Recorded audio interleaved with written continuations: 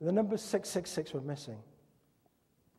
At least they were missing until we had a look at the necklace around the man's neck. And when we have a look at the necklace, we find out we have 13 beads, which is 6 plus 7.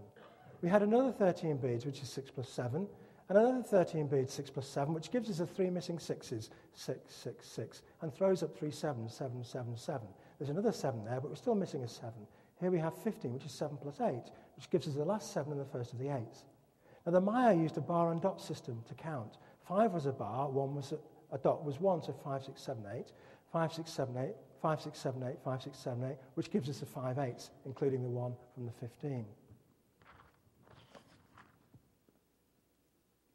There were 9 steps at the bottom of the pyramid, 9 pyramid levels, 9 steps at the top, 9 paintings on the wall, and 9 codes down either side of the lid. If we now take 9 of the Maya calendar cycles, they measured time in cycles of 20-day periods, not weeks, they didn't use 7 days, they used 20, 260-day periods, 360-day periods, 7,200-day periods, and 144, that's where their counting stopped.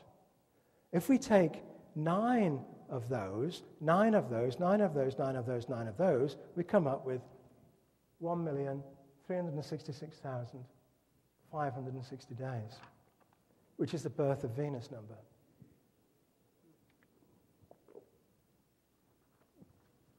Now, this Venus number, as I explained earlier, is slightly different to the sun shield number. And that's because if we look at Venus here, the morning star is rising. So as the sun rises that morning, we will see Venus on the right. But 112 days later from the Earth, Venus will actually be on this side of the sun. So the only time we'll see it is when it sets in the east. And then we'll see it left behind as a bright evening star. And when I went to Guadalajara, I saw this shrine in the temple there. And of course, Jesus said in St. John, "I have said to you that I will go away and come unto you again. I, Jesus, am the bright and shining morning star." And there we see Jesus with Joseph and Mary with the twin planets, Venus, as a morning star and the evening star, with the bright star of Bethlehem above on his head. Now, once I started to decode all this stuff, I had another look at the carving on the lid, and it became quite clear that these people were geniuses. Of course, it was easy to just put down the sun in this design, and 2 dragons, which represents the sun, and a woman being licked by the sun god here for fertility.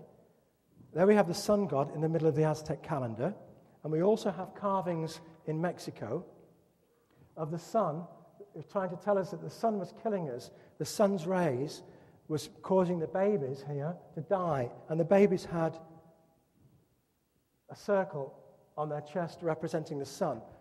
Solar babies are here. So we have babies, and we have the sun, which was killing the babies because of lack of fertility and because of X-rays. And the sun god, his tongue's out, and he's licking the female to make her more fertile.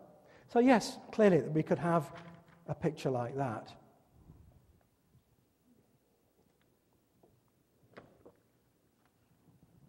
We'll be taking a break in just about 10 minutes. I just want to show you one of the miracles before you have your whatever. The next picture we could say, I haven't even started yet. We could say that this particular picture, if we colour in different parts of that design, represents the age of water by this lady here, Chalchihuitliqui. She was a goddess of water who wore a jade skirt. So maybe this is Chalchihuitliqui in the bathtub, holding a lily leaf in her left hand. Well, if that's Chalchihuitliqui, the goddess of water, who ruled the age of water for 3,740 years before the world came to an end because of the flood, maybe this eagle could represent the Ecatl, the god of wind, when the world was destroyed by hurricanes. And maybe this stylized representation, could represent Tlaloc. There's lots of carvings like this in Central America with his distinctive teeth and his ears and so on. He was the god of rain, but volcanic rain, when the world was destroyed through volcanic eruptions. And as we've already seen, this could be the sun god when the world was destroyed by the sunspot cycle. And If we look at Mayan mythology, perhaps the lid tells us other stories of where we go when we die. One of the stories says that there's a place called Tamawanchan where the babies go when they die. So maybe this area here on the lid represents Tamawanchan, the place where dead babies go when they die. Maybe this area represents Adam and Eve. Of course, one of them's missing, so that's not so certain.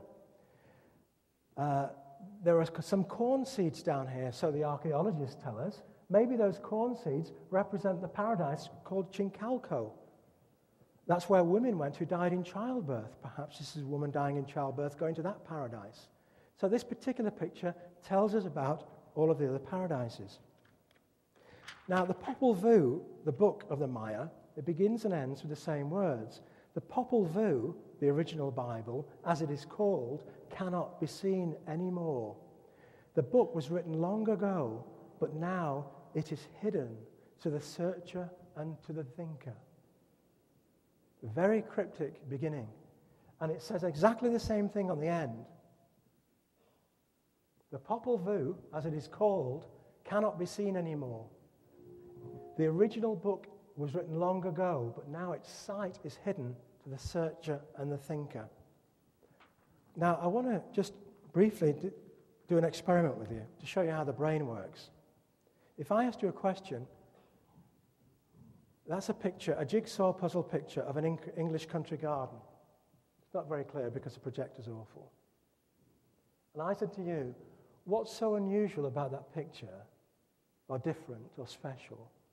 What would you say to me? Well, the brain doesn't like questions like that, because right now it's going one way, it's saying, what's he talking about? What's so special? I don't understand the question. What does he mean? Let me ask you another question. Here is a picture of an English country garden.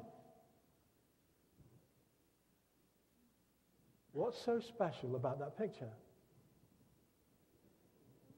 Pictures are missing. The pieces are missing. Aren't you clever? You don't know how clever you are. Because you didn't see what was there. You can only see what's not there. You don't see me. You see somebody who's too tall, or too short, or too fat, or too thin. Or who talks too fast, or talks too slowly. You don't see your son or your daughter. You say, why can't you wash the dishes and help your mother? Why can't you cut the grass and help your father? We only ever see the bits that are missing.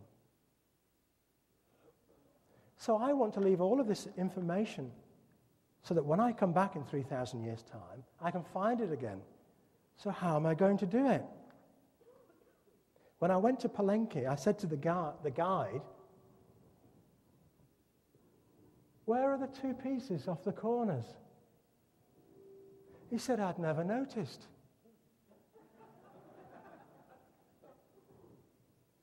And I can understand why, because this is so big they can't get it out of the pyramid. But the archaeologists are really switched on. They've made a replica in the museum just around the corner. But they fixed the corners.